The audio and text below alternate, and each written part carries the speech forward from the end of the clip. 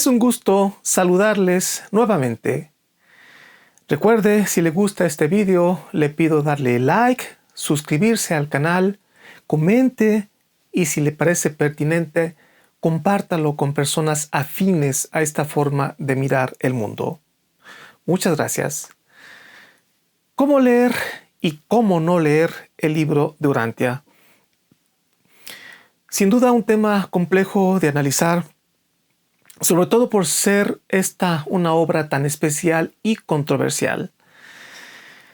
A manera de introducción, les diré que inicié la lectura de este libro por ahí más o menos de 1980.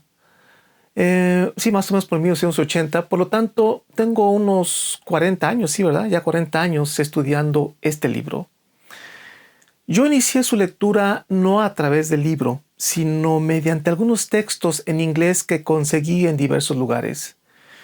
En esos años no existía la versión en español, por lo tanto, pues bueno, los textos que yo conseguí eran en inglés.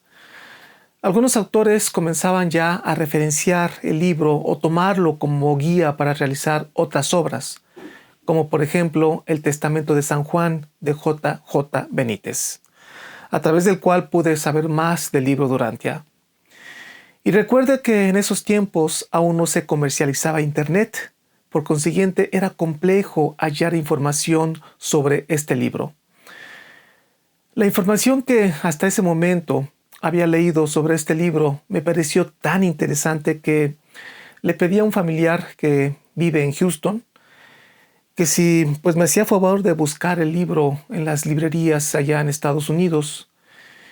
Finalmente lo encontró y me lo mandó a México. Por supuesto, estaba escrito en idioma inglés. Así es como inicié la lectura formal del libro.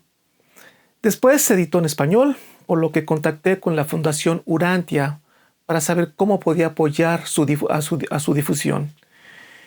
Y bueno, inicié importando una cantidad regular de libros y comencé a colocarlo en diversas librerías en México. Esto fue más o menos por ahí de los años 80 cuando estuve haciendo esta labor de colocarlo en librerías. Ahora, en el 2020, creo que empieza a cobrar auge esta singular obra. En muchísimas ocasiones me han contactado para que les sugiera la forma de leerlo. Recuerdo que al inicio regalé varios libros a familiares, mismos que terminaron empolvados al fondo de una caja de cartón, o como secadora de hojas de árbol o de pétalos de flores por su gran tamaño, de esas flores o hojas que se meten entre el libro. Pues bueno, así terminaron las piezas que yo regalé. Hasta ahorita creo que ninguno lo leyó. Pues bien, para sugerir cómo leer y cómo no leer el libro, primero deberé decirles qué cosa es este libro. Desde luego no voy a hacer un resumen del libro, no ese es el objetivo. Para eso ya hay muchísimo material en la red, incluido el propio libro de Urantia en línea. Sin echarles rollo, les diré que el libro de Urantia es una supuesta e importante revelación divina, que según el mismo libro, está a la altura en importancia de la obra de Jesucristo. Y lo digo solamente para que se den una idea de su importancia, ya que pues bueno, sabemos que Jesucristo pues ha sido una de las parteaguas en la humanidad. Este libro pues está puesto más o menos al mismo nivel. Bueno, en el mismo nivel como revelación, no que un pedazo de papel tenga la importancia de Jesucristo, no, por supuesto que no. Y lo que pretende esta revelación divina es enseñarnos quiénes somos, dónde estamos y hacia dónde vamos. Y bueno, todo eso puesto en un libro a detalle sería una cantidad de información inmensa. El dónde estamos lo responde el libro de Urantia desde los extensos superuniversos y aún más allá, y luego baja hasta las primeras unidades físicas, las más diminutas existentes, los ultimátums, que por cierto, según el libro de Urantia, aún no han sido descubiertos por el ser humano terrestre. Entonces, tan solo imagine narrar la existencia desde los superuniversos henchidos de cosas y seres, por supuesto incluido el paraíso, hasta la cosa o energía más diminuta existente, que son los ultimátums, más pequeños que los electrones. Pues simplemente sería una labor titánica narrar tantas cosas y tantos seres. Imagínense 2000 páginas para narrar todo ese universo de cosas y seres que pululan por todos los rincones, pues sería imposible. Si nos elevamos para intentar ver claro de qué trata el libro, desde las alturas para tener un panorama conceptual, pues es sencillo. El libro busca explicar la realidad a partir de 3 visiones: científica, filosófica y religiosa. Y creo que con esto ya nos está dando la pauta de cómo leer el libro. Por lo tanto, en el libro habrá que buscar cómo se correlacionan las leyes físicas, las leyes morales y las leyes espirituales. En otras palabras, en todo el libro se describen 3 estados básicos, lo que yo llamo la tríada mágica o la tríada azul. Por ejemplo, nos habla de seres descendentes, los cuales son seres espirituales cuyo camino o ruta no es elevarse más, sino que su misión es descender hacia esferas inferiores. En este caso estaríamos hablando de un estado espiritual. Luego, este descender tiene como objetivo toparse con seres ascendentes, es decir, como nosotros los seres humanos, los cuales estamos dotados de una mente, cuya esencia es una sustancia por debajo de lo espiritual, pero por encima de lo material. Y finalmente, todo esto ocurre en un espacio material, entre estrellas y planetas. Estoy seguro que logra reconocer esta triada: seres espirituales que buscan seres humanos en un espacio material. 3 estados. No debemos olvidar que esta obra es una supuesta revelación divina. En consecuencia, esto adquiere un valor epistemológico, es decir, un grado de confiabilidad como conocimiento. Esto nos permitirá objetividad. Recuerde, las cosas no solamente tienen que ser bellas, sino además verdaderas, no enceguecernos. Por lo tanto, este aspecto también es un parámetro para leerlo. Uno de mis grandes aprendizajes en la lectura de este libro ha sido que el propio libro, de manera implícita, nos dice cómo debe ser leído, nos da las pautas, solamente que tenemos que descubrirlas mediante un esfuerzo mental. Ese reconocimiento a mí me ha llevado casi medio siglo. A lo mejor soy muy lento. Si usted es un iniciado, igual lo hace en unos meses. Yo llevo prácticamente medio siglo buscando justamente estas respuestas y 40 años tratando de discernir este libro. Pero veamos, si damos por verdadero lo que menciona el libro, es decir, que realmente es una revelación espiritual, entonces debemos partir de un principio fundamental. El libro nos habla de una realidad, es decir, no es una novela. Supuestamente es algo real. En consecuencia, solo puede comprenderse el libro por aquel que viva en esa realidad al interior de ese mundo. No podremos entenderlo si no nos metemos en los barrios bajos, así como en los barrios más altos de la vida humana. Solo mediante el contacto directo con el mundo, es decir, sentirlo en carne propia, es que podremos discernir el significado de los conceptos que nos ofrece el libro. ¿Qué significa esto? El libro nos ofrece en poco más de 2000 páginas aspectos esenciales de nuestro mundo en materia científica, en materia filosófica y en materia religiosa. En consecuencia, tenemos la obligación moral de abrir los ojos ante los sucesos del mundo sin fanatismos para que mediante un trabajo de discernimiento podamos triangular la vida real con los conceptos del libro, mediados por nuestra capacidad mental, por supuesto. Entonces, eso nos habla de tres cosas. Primero, el libro, sus capítulos, sus ideas, todo ello como parte de una realidad física, un libro y un significado dentro de una realidad material, es decir, todo lo que ocurre en nuestro mundo. Me refiero a la realidad de los fenómenos y la materia. Y segundo, la realidad de una mente, nuestra mente, que ostenta la maravillosa capacidad de discernimiento.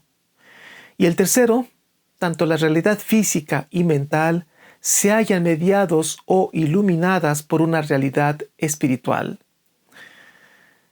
¿Qué significa todo esto? Que alguien que viva aislado del mundo difícilmente podrá entender el verdadero significado del mundo.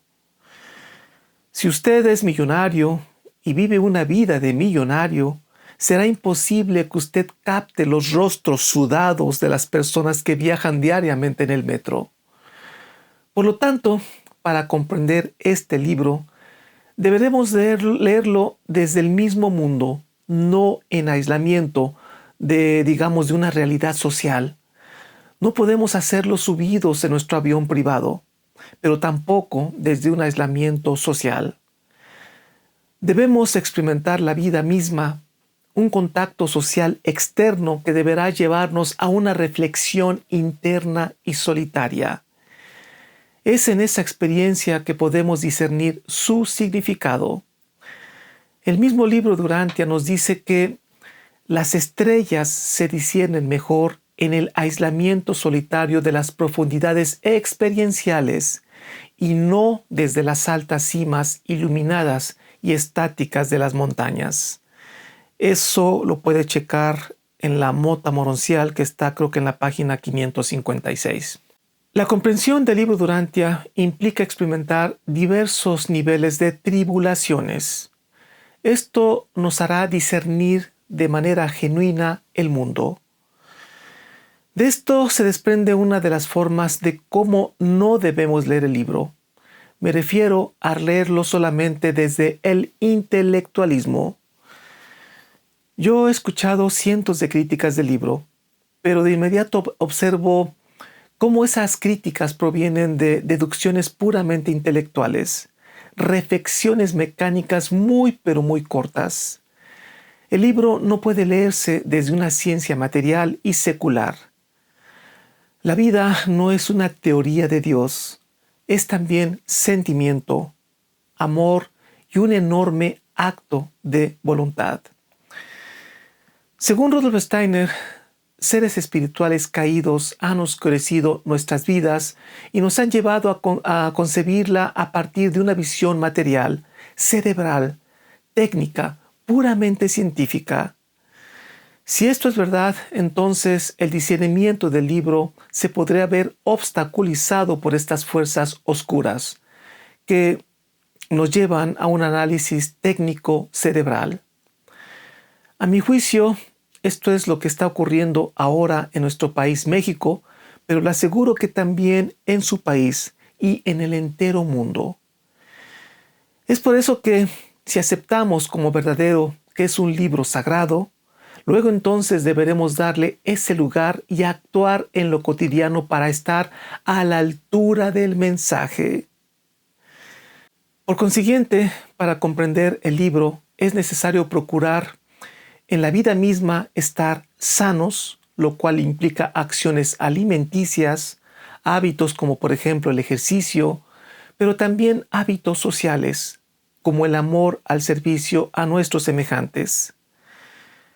Una buena lectura del libro debe tener consecuencias en la vida real, pero además de salud deberemos tener cordura, es decir, eficacia mental. Deberemos entrenar nuestra mente para poder tener justamente esa habilidad mental, para poder discernirlo. ¿Cómo hacerlo?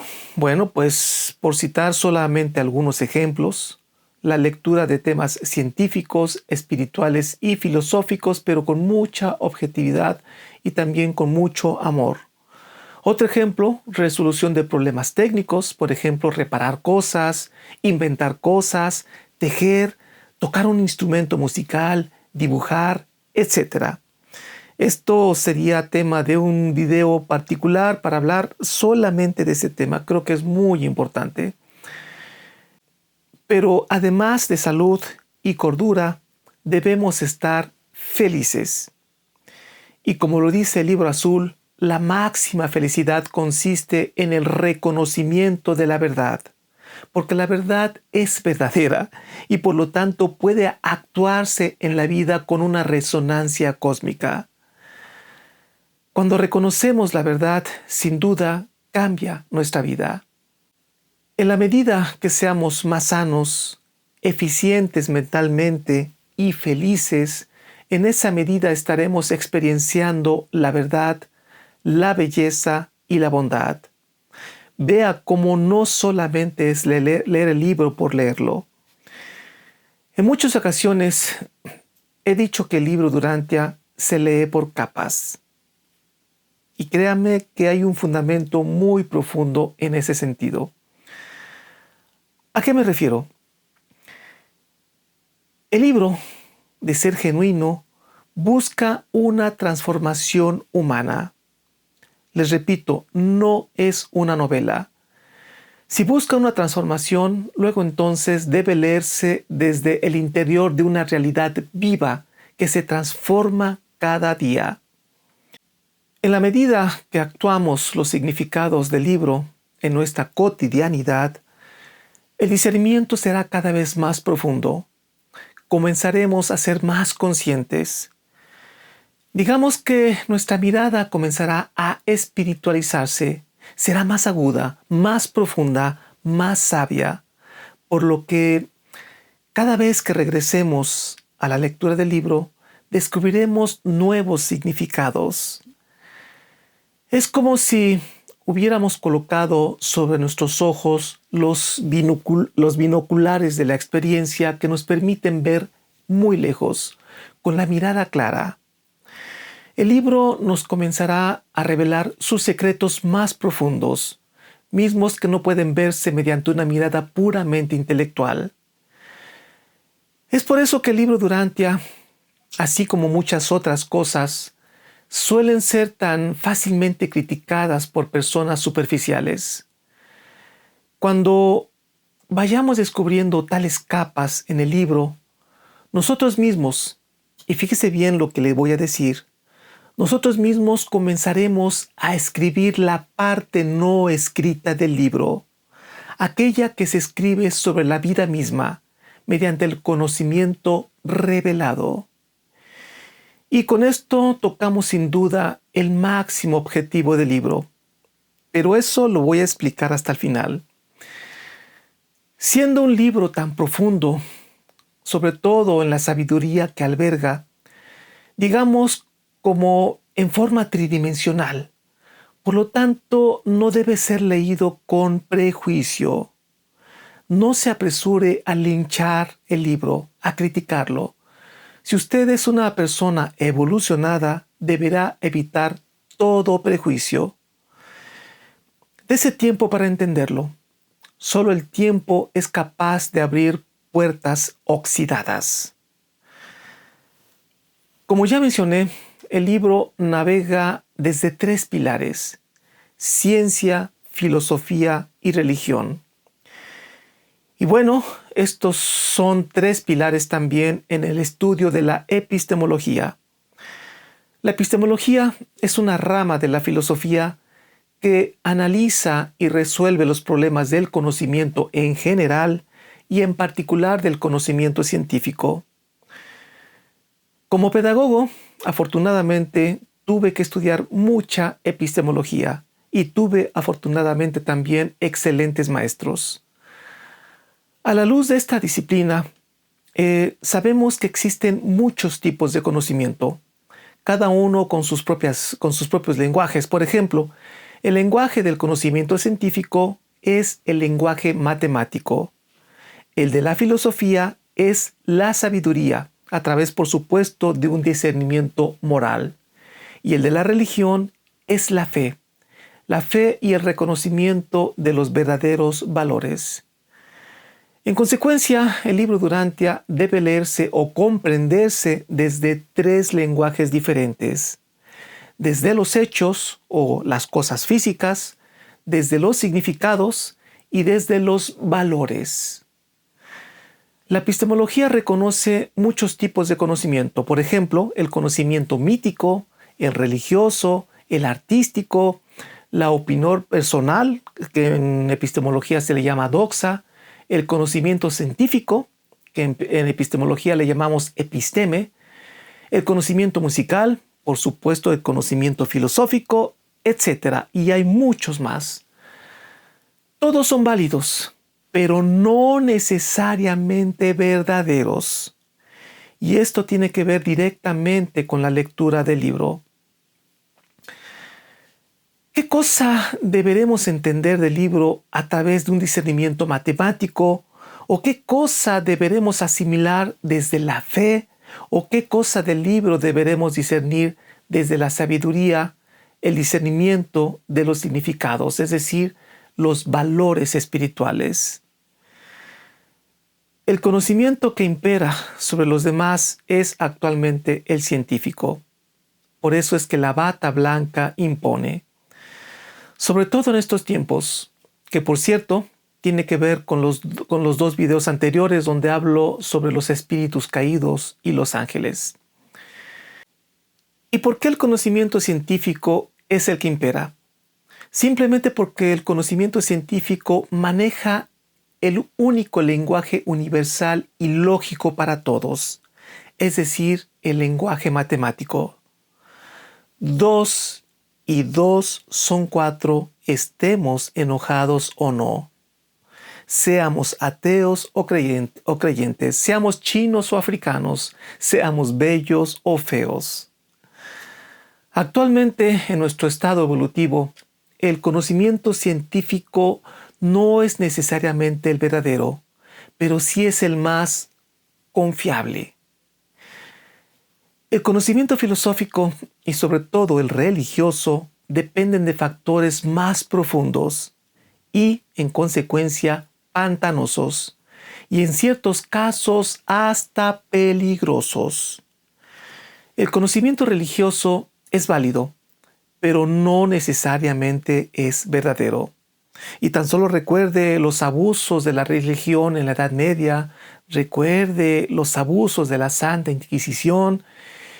Y bueno, mire la opulencia y las enormes riquezas de ciertas iglesias en el mundo. Es por eso que el libro Durantia debe leerse y colocarse en nuestras mentes, en nuestros corazones y en nuestras manos según la disciplina de la que se trate. Por ejemplo, si usted es químico, si usted es físico, geólogo, científico, pues podrá reconocer qué cosas son verdaderas o qué cosas pudieran ser falsas. Cuando, por ejemplo, el libro habla de las sustancias que componen la materia, etc. Habla de muchas cosas que pueden comprobarse a través de la química, la física y en general de materias que son bastante duras. El libro habla, por ejemplo, de gases, habla de electrones, sobre el calcio, habla sobre la energía, sobre los soles, etc. Son cosas de la naturaleza que son observables, que son medibles, que son fraccionables, que son cuantificables. En otras palabras, que son matemáticamente discernibles. Pero el libro habla también de conceptos filosóficos. Nos habla de la moral, nos habla de las relaciones humanas, del matrimonio, de la fraternidad entre los hombres. Nos habla del amor, del pecado, de la iniquidad, etcétera, etcétera. Pero además nos habla de la religión evolutiva y la religión revelada. nos habla de los excelsos valores religiosos. Nos pone al tanto de todas las jerarquías espirituales, su función y su misión en este mundo. Nos habla de Dios. Y en este terreno las matemáticas dejan de tener importancia, aunque no se excluyen. Más bien por nuestra incapacidad propia de nuestro estado evolutivo, nos es difícil comprender esas realidades divinas. En consecuencia, apelamos a la fe. Pero la fe puede ser distorsionada. De hecho, el mismo libro Durantia habla muchísimo de este tema. El mismo libro Durantia nos lo está advirtiendo. Hay vicios o debilidades humanas, tales como el afán de poder, desviaciones mentales y psicológicas de todo tipo, el materialismo, el intelectualismo, la soberbia, etc. Todos estos conceptos, todas estas debilidades humanas, pues desde luego que pueden desvirtuar el significado del libro Durantia. Es por eso que el conocimiento religioso humano evolutivo no es tan confiable como el científico. Repito, 2 y 2 son 4, estemos enojados o no. Podré dudar sobre el sermón religioso de tal o cual sacerdote, pero jamás dudaré, vamos a ponerle otro número, que 3 y 3 son 6.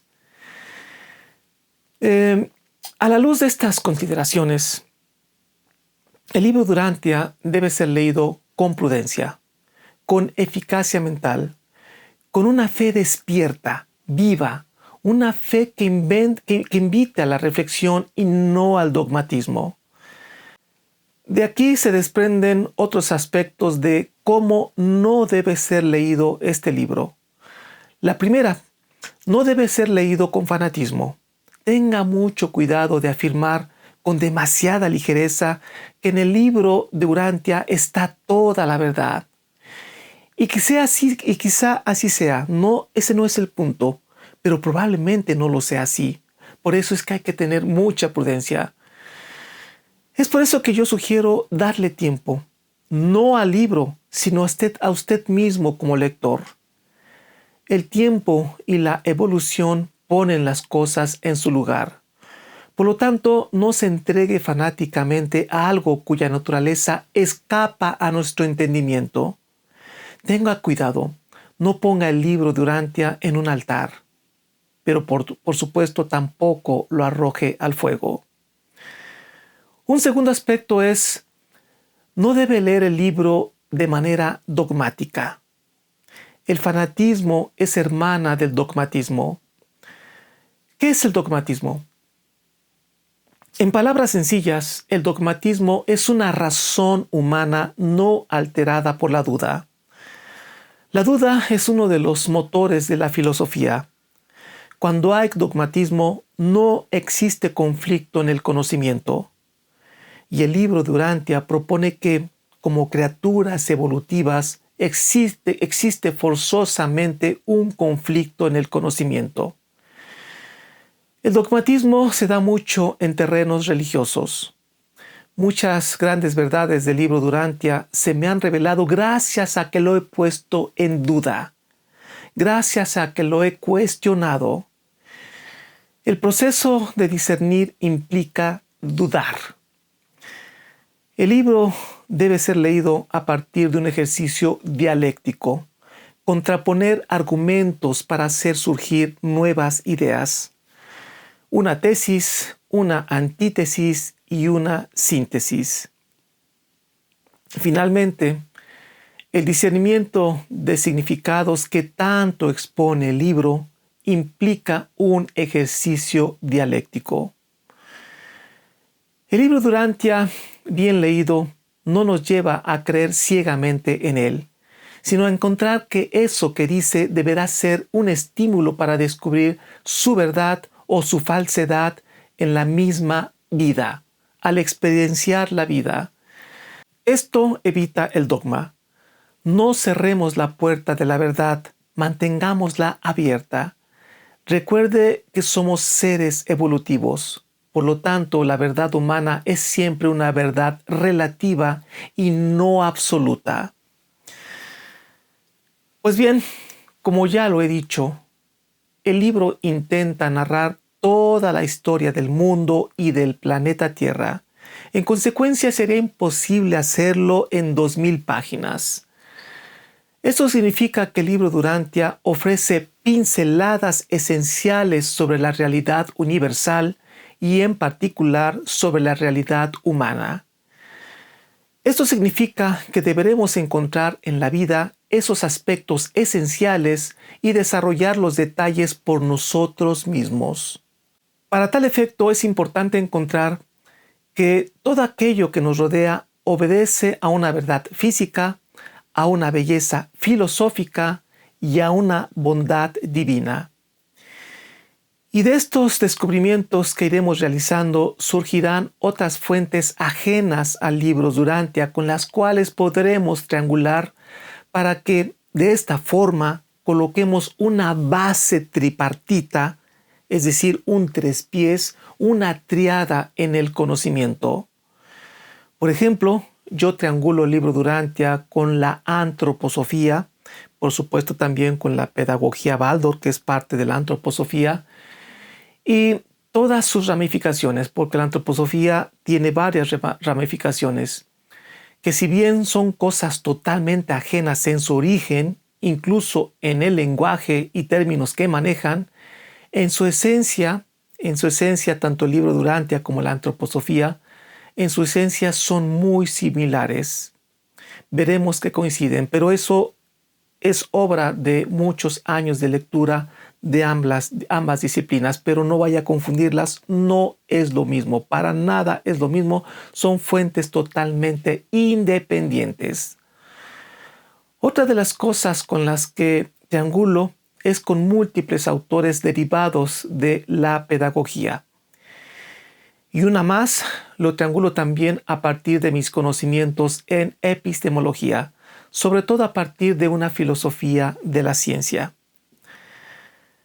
Bien, déjame ver cuánto tiempo nos queda. Bueno, todavía tenemos algo de tiempo. Bien, pues entonces, una vez con el libro en mano, ¿por dónde deberemos empezar? Desde luego no existe una receta de cocina. Sin duda existen múltiples formas de hacerlo. Hay diferentes estilos de lectura y cada quien suele acomodarse con alguna. Lo más lógico es empezar por el principio y terminar por el final. Leerlo de corrido. Hay quien lo sugiere así, hay quien lo hace así y hay quien le funciona así. Y así está perfecto. Pero en mi caso ha sido diferente. Si lo que dice el libro es verdadero, entonces debemos buscar la forma de que nos atrape, de que nos capture lo que dice el libro y que nos capture y que no querramos soltarlo. Conozco muchos casos de personas que iniciaron la lectura del libro de principio a fin y les resultó demasiado denso, muy complejo, y el libro terminó empolvado y olvidado en el fondo de una caja de cartón. A mi juicio es porque lo que leían no significaba algo para el lector. Estaba desfasado. No se daba ese conocimiento significativo que nos propone David Ausubel. Tal vez si usted lee el libro con apoyo de alguien más experimentado pudiera funcionar. Es una buena opción. Los grupos de lectura creo que funcionan bastante bien porque generalmente, digamos, hay niveles, hay quien apenas empieza, hay quien está, digamos, a un nivel medio y hay quien ya tiene muchos años de leerlo que podrá apoyar a los demás. Bien, mi lectura del libro comenzó de manera muy solitaria. De hecho, recuerdo que cuando al fin tuve por primera vez el libro de Durantia en mis manos, que fue muy emocionante porque yo ya lo había leído anteriormente en algunos textos, copias, como ya lo comenté al principio. Pues bueno, cuando lo tuve por primera vez en el idioma inglés, fue una noche solitaria y tenía tantas ganas de leerlo que parece que Dios me puso a prueba. Porque entonces se fue la luz. Imagínense, yo dije, ya tengo el libro y ya lo voy a empezar a leer y pum, se va la luz. Y se va la luz en toda la colonia y en todo el área donde yo vivo. por lo que saqué una enorme vela, de hecho era un cirio de esos que hay en las iglesias, y comencé la lectura en la semioscuridad y en un idioma que no era el mío. Imagínese, esa falta de información sobre el libro y quizá por la manera personal de procesar el conocimiento que yo tengo, me llevó a leer primero el prólogo, que me pareció muy importante, luego revisé el índice, busqué algún tema que me llamara la atención e inicié su lectura por ahí. Por ejemplo, uno de los primeros capítulos que leí fue sobre Adán y Eva, de los cuales yo tenía mucha curiosidad. Otro fue sobre Andón y Fonta, la cual me maravilló, me atrapó toda esa historia de Andón y Fonta. Y también, por supuesto, el capítulo sobre la vida de Jesús, ya que siempre fui y lo sigo siendo un gran admirador de Jesucristo. Estos temas simplemente llenaban mi alma.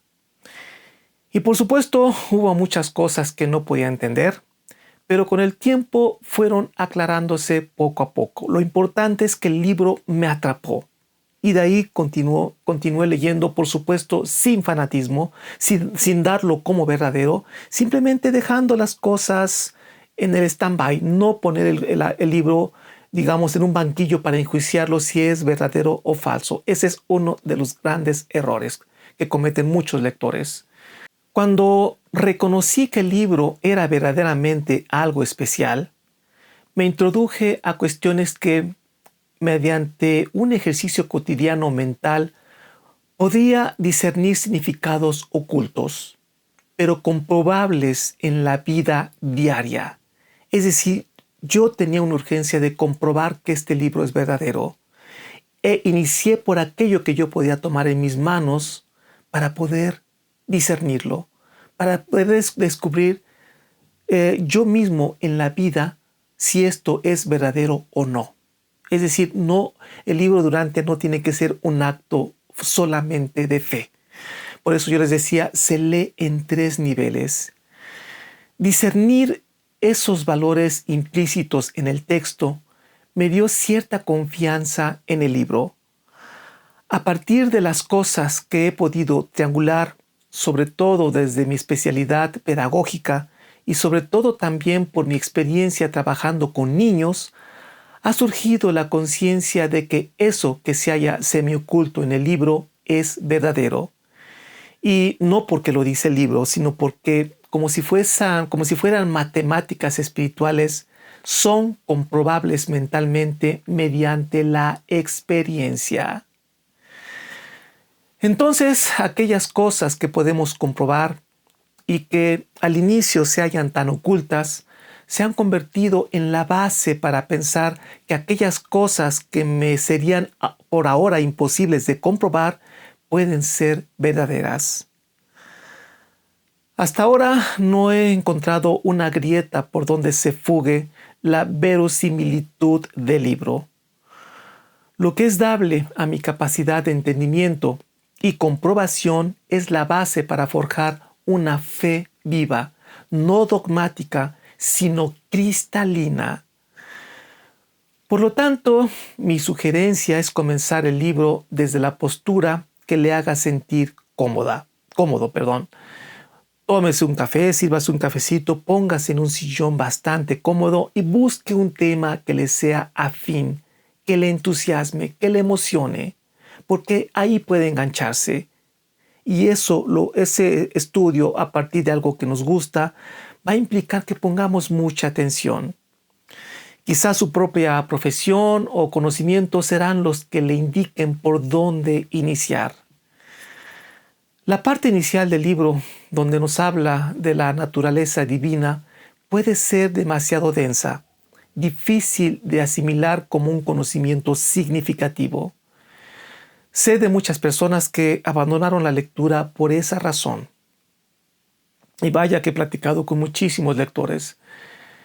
Es por esto que para ciertas personas es recomendable empezar con cosas más materiales, más cercanas a un conocimiento físico y humano.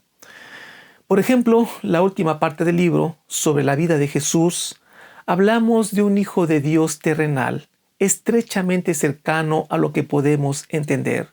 Si bien hay mensajes muy profundos de Jesús, finalmente Él vivió la tierra y relata cosas muy afines a la naturaleza humana. Este capítulo fue más amable, digamos, con mi intelecto. Ahora, he dado varias vueltas al libro, pero siempre de abajo hacia arriba, similar a como un bebé o como un niño más bien aprende de la vida. Un niño, digamos que primero gatea, luego camina y finalmente corre. Primero asimila la vida a partir del ejercicio de la voluntad, luego mediante la emotividad que se encuentra aquí en el tórax y finalmente mediante el intelecto. Eso es algo como trabajamos los maestros en la pedagogía Waldorf. Creo que de igual manera tenemos o podemos hacerlo en la lectura del libro. Empezar por un ejercicio más volitivo, luego algo más emotivo y finalmente algo más intelectual. Por lo tanto, busque sentirse cómodo, dele tiempo, bájelo de la cabeza y llévelo a la vida, a la acción con sus familiares, con sus vecinos, en el trabajo y poco a poco, como un bebé, vaya de la tierra hacia las realidades divinas. Se requiere constancia. Ha habido páginas o fragmentos que los he leído cientos de veces, sobre todo aquellos que implican un discernimiento filosófico y de significado de los valores espirituales. Ha habido parrafitos que los he leído durante 20 años. Los leo una y otra vez porque hay algo que no me cuadra y de pronto, ¡pum!, al día siguiente, como si de pronto abriera una flor, llega la respuesta. Y esa respuesta, esa pequeñita respuesta que me tardé 20 años en encontrarla, es la puerta a una capa inferior o superior, como la quiera ver. Idealmente alternar su lectura de manera grupal es una buena recomendación. Esto enriquece mucho el discernimiento del libro. Tengo la intención de formar un grupo de lectura. Ojalá se dé la oportunidad. Y bien, ya para finalizar, les diré dos cosas más fundamentales en la lectura del libro. La primera es que quiero darles un tip en su lectura. Trate de identificar que en esencia el libro nos habla de una triada, la famosa triada de la cual he hablado bastante. Está escondida en todo el libro. El libro no lo dice de manera explícita. Debe buscarse.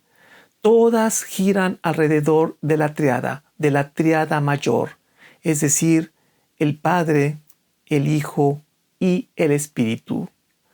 Esta triada azul, como yo le llamo, la podemos hallar como verdad, belleza y bondad, como cuerpo, alma y espíritu, o como ciencia, filosofía y religión, o como poder ejecutivo, legislativo o judicial, o como hecho, significado y valor, o como matemáticas, sabiduría y bondad, o como experiencia, significado y valor, etcétera, etcétera. Yo he encontrado infinidad de triadas y sobre todo triadas y subdivisiones de ellas, y cuando encuentro una me lleva a una subdivisión y luego esta me lleva a otra subdivisión de la subdivisión.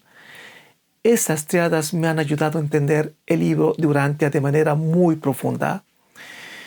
Y luego de encontrar estas triadas y sus subdivisiones, habrá que discernirlas en la vida y que después de discernirlas nos lleven a cambiar nuestra postura y nuestras acciones ante la vida.